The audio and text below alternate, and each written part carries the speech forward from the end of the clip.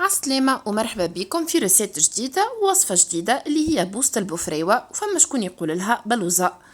البوفريوة اللي هي في بعض البلدان يقولوا لها البندق، اللي هو النوازيت. هذا مشهدها النهائي وهذا القوام متاعها، شوفوا كيفاش كريمي. ان شاء الله تجربوها وتعجبكم وتنال رضاكم. هي راهي وصفة سهلة برشا وما تتطلبش برشا وقت. به للبوزة اللي تتعمل بالحليب، فما شكون يعمل العصيدة. انا بالنسبة لي العصيدة تتعمل بالماء وبالفرينة وبالسكر. اذا مش نعملوها بالحليب وبالنشا وبالحليب المركز المحلى تولي بوزة ولا بلوزة. به انا هوني خذيت كمية متاع بوفريوة، بعد ما رحيتها كعبات قشرتهم وكعبات خليتهم بالقشرة متاعهم، عرجتها على 180 درجة 20 دقيقة. رحيتها يعني وزنت منها 250 جرام، ورحيتها اون بات. عندي هوني 340 جرام حليب مركز محلى، انا هذي عملته في الدار.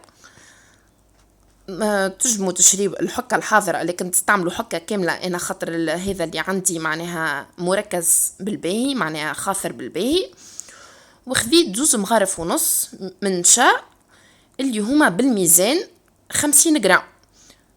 هوني حطيت المكونات متاعي على جنب، مش نصب لترة كاملة متاع الحليب ومش نحط المكونات متاعي الكل على البارد.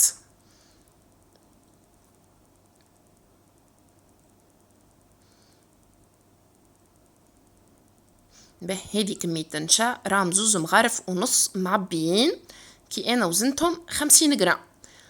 والحليب المركز المحلى تو ان شاء الله نحط لكم الرابط متاعه في صندوق الوصف. وكل واحد يعني وكيفاش يحب، لكن معناها الحلاوة متاعها انا هذه تجي حلاوتها معتدلة. كمية النوازات حطوها الكل، راه على قد ما تحمروها البوفريوة بالباهي مش تحرقوها، لكن تتحمر بالباهي تاخذ الكولور هذية على قد ما تعطي جو بنين في وسط البوزة.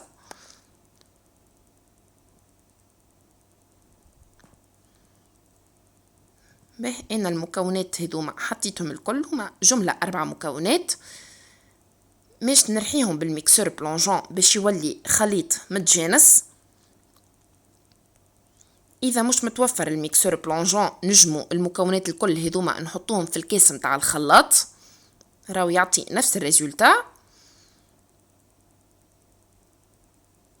به هوني كملت خلطت بالميكسور بلونجون، مش نحط الخليط متاعي دو كوتي ونكون حضرت الكيسين اللي مش نصب فيهم. راهو دو بريفيرونس الكيسان واللوش يعني سامحوني، يعني المكونات الكل اللي مش نغرفوا فيهم البوزة متاعنا يكونوا حاضرين قبل ما نبداو نطيبوا، على خاطر البوزة كنا نطيبوها وبعد نحطوها اكوتي 5 ولا 10 دقائق مش تعملنا هذيك الكروت ولا الكوش اللي من الفوق. به هوني شوفوا خليت الطنجرة متاعي على الغاز، شوفوا هوني النار راهي متوسطة، ليه قوية برشا، هي صيح على الغاز الكبير لكن النار متوسطة، يعني متوسطة ولا نقولوا ميلة للهادي معناتها. ما نوقفوش على التحريك، نقعدوا ديما نحركوا. انا الحكاية هذه خذت لي تقريبا 8 ولا 9 دقائق. شوفوا هوني البوزة متاعي خلات، بعد الغليان نحسبوا لها تقريبا 30 ثانية ونهبطوها من على الغاز. سيبو هاني طفيت الغاز ومش نغرف في الصحيفات متاعي. به هوني عملية الغرفان ماذا بينا تكون سريعة شوية، يعني ما ناخدوش ريحتنا برشا في الغرفان متاع البوزة كما قلت لكم باش ما تعملش القشرة. هوني انا بخلاف ال6 كيسان هذوما وزوز صحافي هذوما خرجت لي كاس اخر، تو بعد تشوفوها بعد ما نكمل نغرف. اذا تحبوا تصغروا في الحجم متاع الصحافي تخرج لكم كمية اكبر.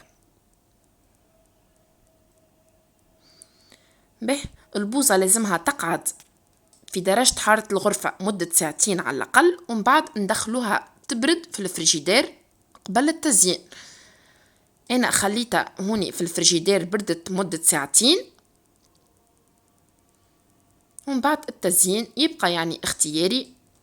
أنا هوني زينت بالبوفريوة كونكاسي، تجمو تزينوا بأي فاكهة أخرى، لكن أنا بما أنه البوزة بالبوفريوة باش ما نضيعش الطعمة، يعني باش ما نعطيش طعم آخر معناها نذوقوه مع البوزة، عملت بوفريوة يعني نفس الفاكهة اللي عملتها في وسط البوزة.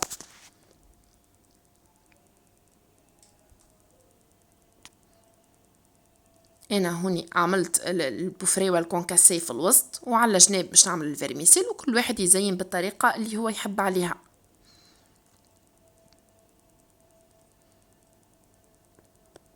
إن شاء الله الوصفة تعجبكم وتجربوها، صدقوني الطعمة معناها بنينة برشا. وراهو كيما تجمو تحطوا 250 جرام من البات متاع البوفريوة، تجمو تحطوا حتى 200 جرام، لكن أنا حبيت يكون الطعم متاع البوفريوة قوي بالباهي. أنا في العادة راني نعمل 200 جرام على إيتر حليب. هو الكمية بيان سور تجمو تزيدوا وتنقصوا، معناتها على قد ما تزيدوا في الفاكهة على قد ما يكون الطعم أقوى. وفي وصفة قادمة إن شاء الله، ودعموني بالجيم وبالسابوني وبالكومنتير.